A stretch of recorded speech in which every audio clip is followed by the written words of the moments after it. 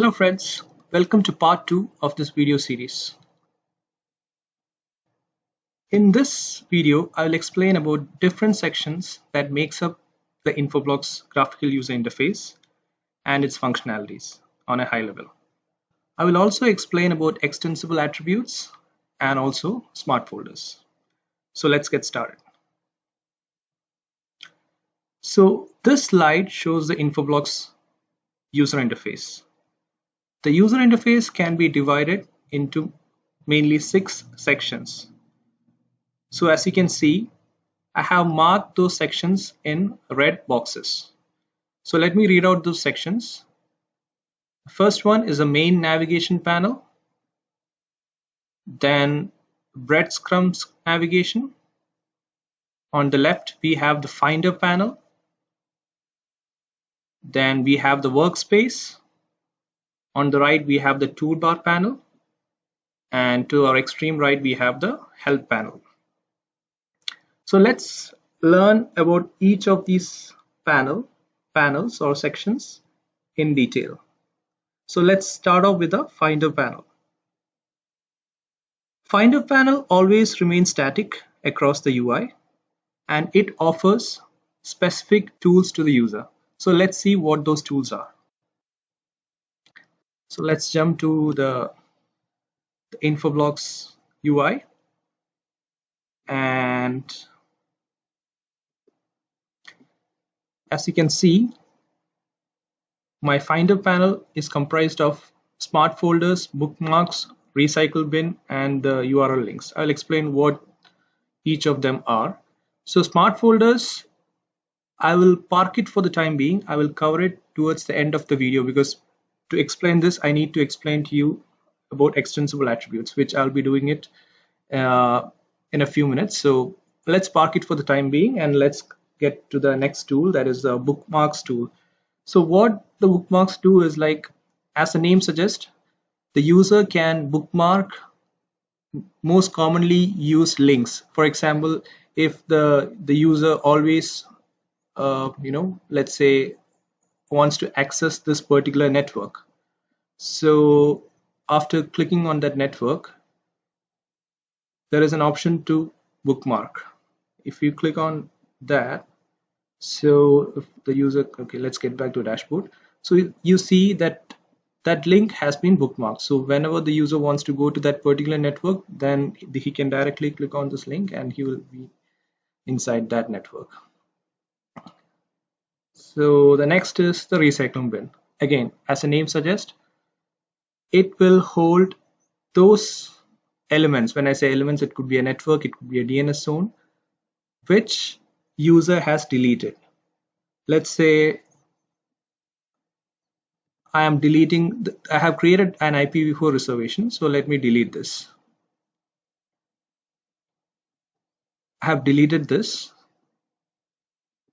and if I come back to my recycling bin, I can see that particular fixed address here. So what I can do is I can either delete it from here or recover. So if I just do a recover, as you can see, it has again come back to the network. And then we have the URL link section. So what it does is, like, we can add external links like maybe Google, just like I have added, and if you just click on here, it will redirect it to the Google's website. Okay, so that's about the Finders panel. So now let's go back to the main navigation panel. So the main navigation panel is comprised of 5 different tabs: the dashboard, data management, smart folders, grid, and administration. So let me quickly explain what those 5 tabs do. So for that, let me again go back to our grid manager.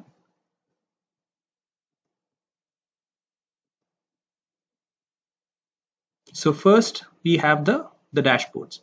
So the dashboard is again comprised of 2 different sub tabs, one for the one called task and the other is status.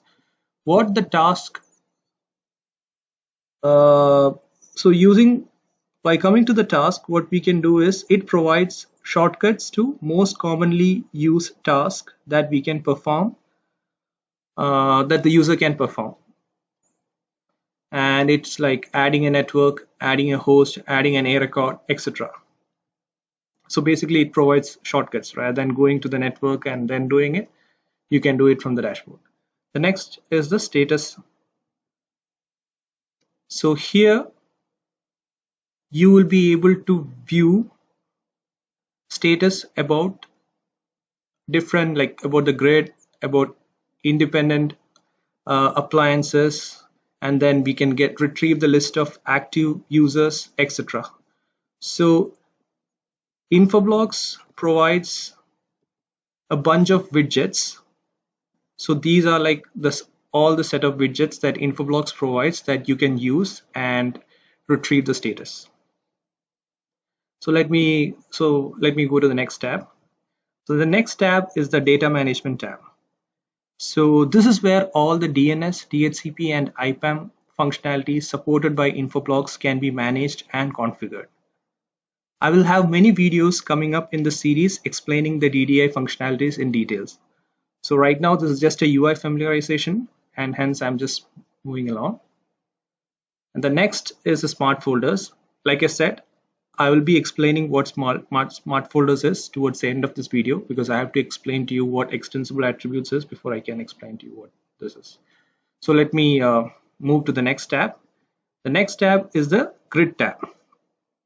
So I will be explaining what grid is in detail in the coming videos, but for the time being, think of grid as a collection of one or more Infoblox appliances managed by a centralized grid master. That is, by logging in with the grid master's IP address, users can manage all the appliances in that grid. So within the grid tab, we have like sub tabs. The grid manager. So from this grid manager subtask, we will be able to see all the appliances that has been added to this grid. For the time being, there is only one appliance that is present in this grid, and that's the reason why it's only showing one. And then we have the grid upgrade tab. So what upgrade? So let's say right now this grid is running on a NIOS version 8.2.4. But let's say after 6 months, the Infoblox releases a new NIOS version. So in that case, we can upgrade this grid to the newer version by coming here. So again, this will be covered in detail in another video, in a future video. And the next subtab is licenses. So in the licenses subtab, we can see all the licenses that has been currently applied into this grid, and also we can, like, from here we have this option to add new licenses. So that's pretty much about the grid tab. Then the final tab is the administration tab. So the administration tab, this is where we can define roles and permissions to the user / groups for managing access to Infoblox appliances. We can also view the audit logs and also the system logs corresponding to each and every appliance of that grid. But as of now, we have only one appliance that is in the grid. That's why we are able to see only one. And then we have extensible attributes. So this extensible attributes is, think of extensible attributes as a identifier or a property to the elements that we are adding or creating in Infoblox. When I say elements, it could be a network, it could be a DNS zone, it could be a view, etc. So by default, Infoblox provides, these are the default set of extensible attributes that Infoblox that comes with Infoblox by default, and you can create your own extensible attribute by clicking on this plus icon. So think of extensible attribute as a metadata to your elements. By elements, I meant networks, DNS zones, ranges, etc. So that was about the main navigation panel.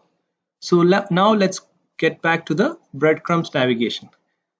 Like I already explained, the breadcrumbs navigation provides subtabs for the corresponding tab from the main navigation panel. So it keeps changing. And now the next section is the workspace section. So the workspace can be considered as the heart of the user interface. It is from the workspace user interacts and view the different elements such as networks, zones, DNS resource records, etc. present in the grid. Depending on which tab we are in from the main navigation panel and the breadcrumbs panel, the contents that we see in the workspace keeps changing. So the next section is the toolbar. So the vertical toolbar provides an easy access to different options / configurations that can be performed on different elements such as networks, zones, DNS resource records, etc. And on our extreme right, we have the help panel. The help panel, as the name suggests, provides help about the contents that is currently displayed in our workspace. It also provides access to download important documentations or docs such as the admin guide, the API guide, etc. So now that being said, let's get back to the Infoblox UI. So now since I already explained what these extensible attributes are, we will go back to what smart folders are. So by default, or Infoblox provides two types of smart folders, one called My Smart Folders and the other called Global Smart Folders.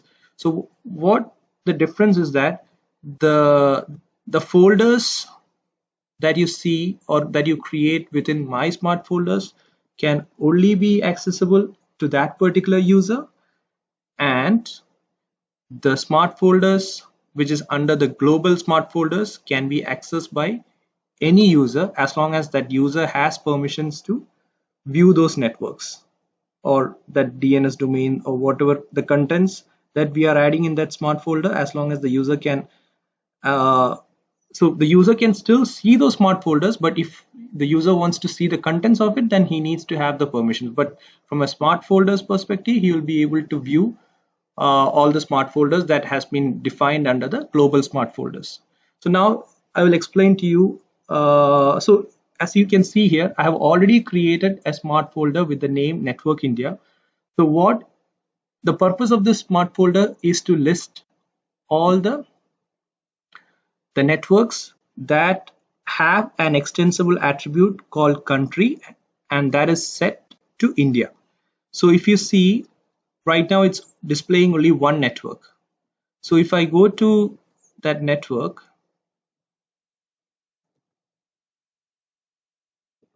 and if I click on edit, don't worry about this. I will explain to you what all these things are, but it is only to show you the extensible attribute that is associated with that network. So as you can see, I have created an extensible attribute and I've set the value as India.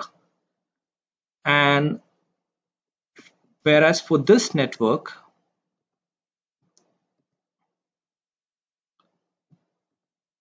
I have set it, I've used the extensible attribute country, but I've set the value as USA. So now what I'm going to do is I'm going to create a new smart folder and I'll give network USA, and since I want to see the networks, so I will select type equals IPv4 networks, and I will add, since I want to see the networks that is in US location, so I will select an extensible attribute called country which I've defined, and I'll give as USA. So now if I apply, I'm able to see only one network. And let me save this extension. So now if I go to this smart folder, I can see the networks that is in my India location. And if I go to this smart folder, then I can see the networks in the US location. So right now, since we have only one network in each of these folders, it might not be really useful, but in a scenario in the actual production environment where we have like hundreds and thousands of networks, to organize the networks based on the filters that you want to provide, it is very handy. So that's what the smart folders is all about. So basically it allows you to organize and filter objects. When I say objects, this network is an object based on the conditions that you're specifying. So as you see, I have given two conditions. One is as type and the other one is country. So yeah, so that's it. So let's quickly recap on the things that we have learned today. Let's get back to our slide. So first we have familiarized with the Infoblox UI and the layout. I have explained about the different sections of the UI and its functionalities. I have also explained about the extensible attributes and why it is being used. And also we have learned about creating what smart folders are and how to create them. So yep, that's pretty much for this video. Hope you found this video informative. If you have any queries, post it in the comment section. We'll see you all in the next video. Thanks for watching.